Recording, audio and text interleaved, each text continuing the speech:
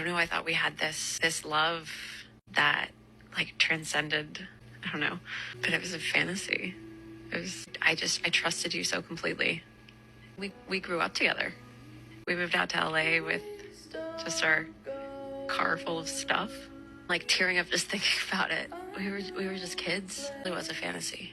I like to keep it real practical, so there's 2 lessons here. Number 1, never invest in a man. And I'm directly speaking in like business terms here, okay? Historically, men are a terrible return on investment. We get celebrity news like this every couple of days, so that means in real life, it's happening on a massive, massive, massive scale. And when you look at all of that in terms of like business and investment, returns on investment, that is practically and objectively not a good deal for you as a woman. Never do it. Never invest in a man. Always invest in yourself.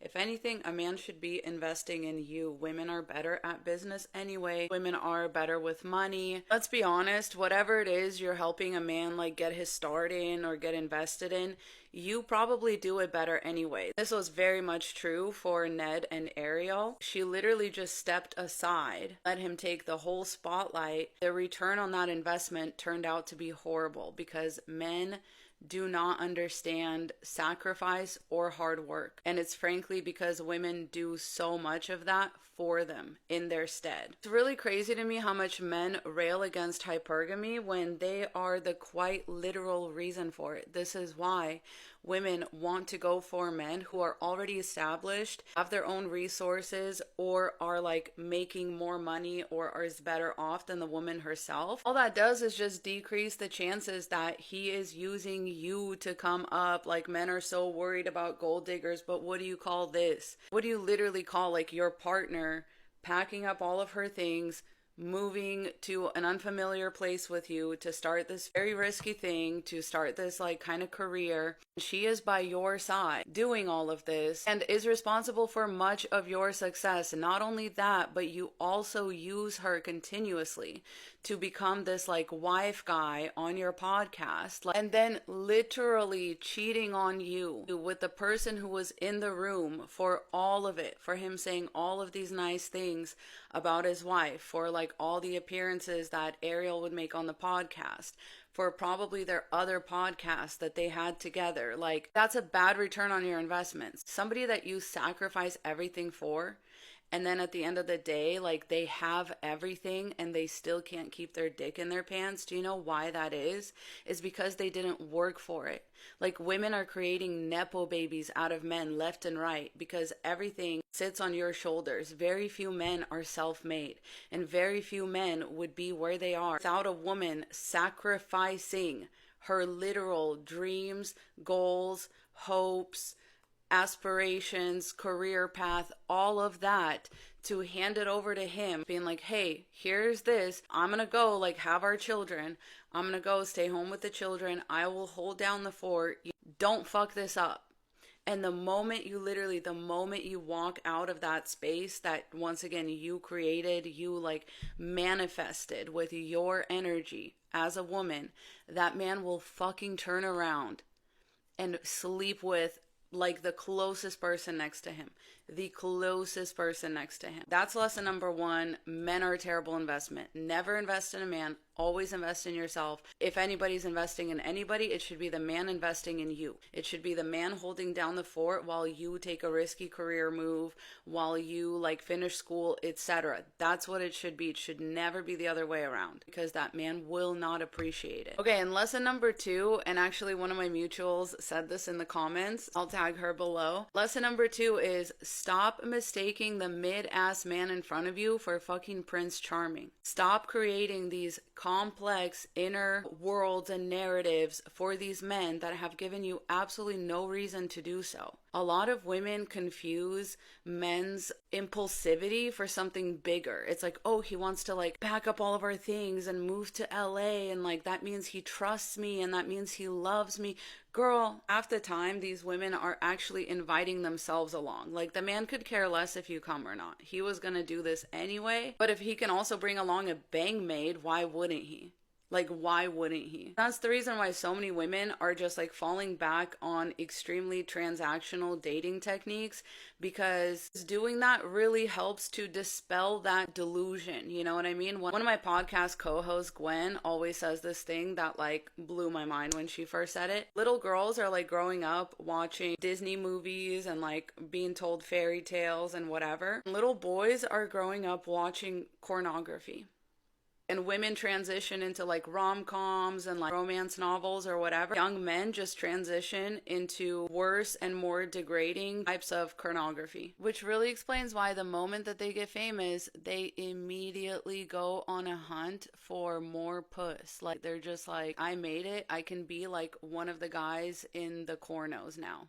Meanwhile, you're thinking, I made it. I found my Prince Charming and I'm like in a Disney movie now and I'm like a princess and this is my happily ever after. The man is literally thinking, I get to go out there and get my dick wet now. But yeah, these men are basing their entire self-worth off of what they see in porn. Like, you need to understand the same way that you are handed a script to feel like, you know, your worth as a woman is validated by being with a man long term and like being his servant or basically being like a princess and a wife or mother or whatever. Same way men are handed a script that their worth is in how many women they can sexually conquer. As soon as these men have access to resources, they immediately leverage that into an affair or into multiple affairs or into somehow broadening their sexual horizons, because their entire self-worth is wrapped up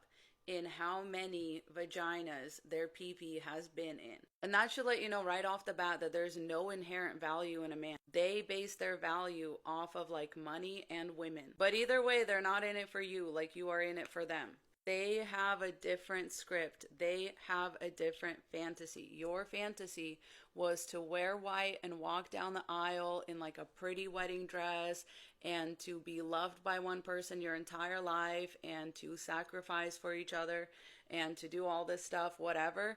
Their fantasy is being a male porn star. Like, if most men were being honest with themselves, like, that would be the height of their aspirations. Or like Genghis Khan or some shit. Like, look at Elon Musk. Look at all of these powerful, rich men. They cannot keep their dick in their pants. And when they have money, they use it to buy proximity to women. Bonus lesson, if you're still here, this is why we don't date ugly men. We don't date men below our league. We don't date men that we are not physically attracted to. A lot of women think that that's gonna like keep them safe from a man cheating or from a man hurting them or whatever.